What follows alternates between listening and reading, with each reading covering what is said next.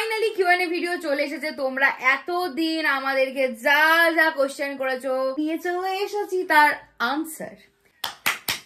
অভিষেকের জন্য প্রথম প্রশ্ন, দেবযানীর মধ্যে তুমি কি এমন দেখলে যে তুমি আর অন্য কোনো মেয়ের দিকে গেলে না?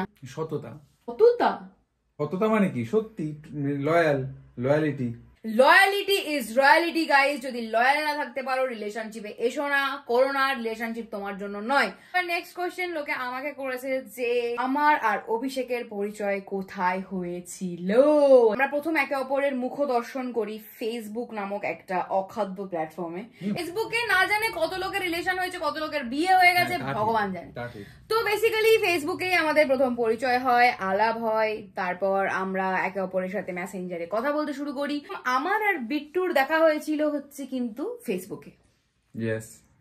তুমি এত কিউট হ্যান্ডসাম হয়েও এত গুবলু একটা গার্লফ্রেন্ডকে কেন ডেট করতে গেলে? এত কিউট একটা বউ দেখেছো কখনো? এই যে গালটা, এই যে আমাকে যেটা শান্তি দেয় সবসময়, এই শান্তিটা তোমরা এসব বুঝবে না এগুলো। তুমি তো পারতে একটা রোগা স্লিম অ্যান্ড ট্রিম মহিলাকে বিয়ে করতে, প্রেম করতে। একটা এই গুবলু, চোখের তলায় কালি, দেখতে খারাপ, বাজে ফিগার। তোমাকে দেখতে খারাপ?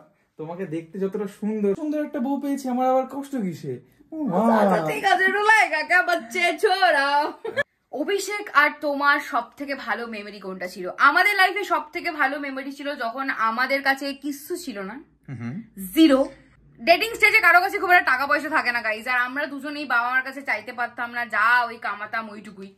তো আমার এখনো মনে আছে যে আমরা দাদা বৌদির বিরিয়ানি একটা প্যাকেট ভাগ করে খেয়েছিলাম দুজন মিলে, দুজনে ভাগ করে খেয়েছিলাম। আর আমার মনে হয় আমরা প্রচন্ড খুশি ছিলাম। আমরা কোনদিন একে অপরকে সেই ফিলটাই করাইনি যে তুই আমার জন্য নোস বা আমি তোর জন্য নই। আমরা প্রত্যেকটা সিচুয়েশনে থেকে গেছি একে অপরের সাথে। মানে ওই দিনটা সত্যি মনে রাখার মতো একটা দিন ছিল। কারণ আমরা দাদা বৌদির দোকানের সামনে গিয়ে যখন বিরিয়ানির দাম শুনলাম, উই ডিসাইডেড কি আমরা একটাই নেব, ভাগ করে খাবো। বাট সেই দিন যে আনন্দ করে আমরা রাত্রিবেলা খেয়েছি না, ওটা সেটা এখনো মনে পড়ে।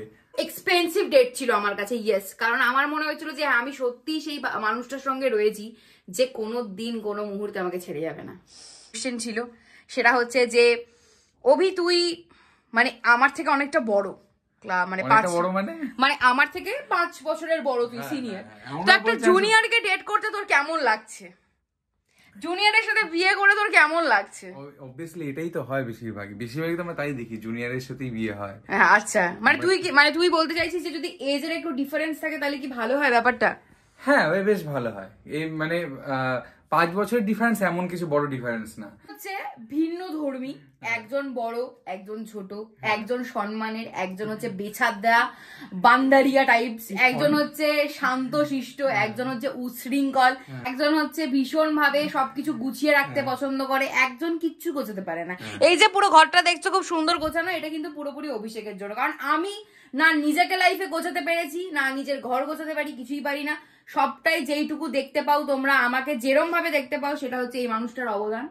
তুই আমার মতন গোছানো হতি তাহলে হয়তো আমার মধ্যে একটু এলোমেলো ব্যাপারটা আসতো না, যেটা দরকার। দুজনের জন্য পরিপূরক হয়ে দাঁড়িয়েছে। আমার বউটা খুব সাপোর্টিভ, এইটা হচ্ছে আমার বউটা আমাকে এত ভালোবাসে, মানে এটা সামনে থেকে না দেখলে তোমরা বুঝতে পারবে না এটা বিষয়। ঠিক আছে, কাঁদিস না। তোমরা অনেক প্রশ্ন করেছো গাইজ, আর তার মধ্যে একটা বড় প্রশ্ন ছিল যে তোমরা বাবা মাকে কি করে রাজি করালে, বিকজ তোমাদের লাভ ম্যারেজ ছিল। এই প্রশ্নটা নিয়ে আরো প্রশ্ন নিয়ে আমরা ভিডিও করবো কিউএনএ পার্ট 2। দেখতে থাকো, and thank you for watching Abhijan. Tata.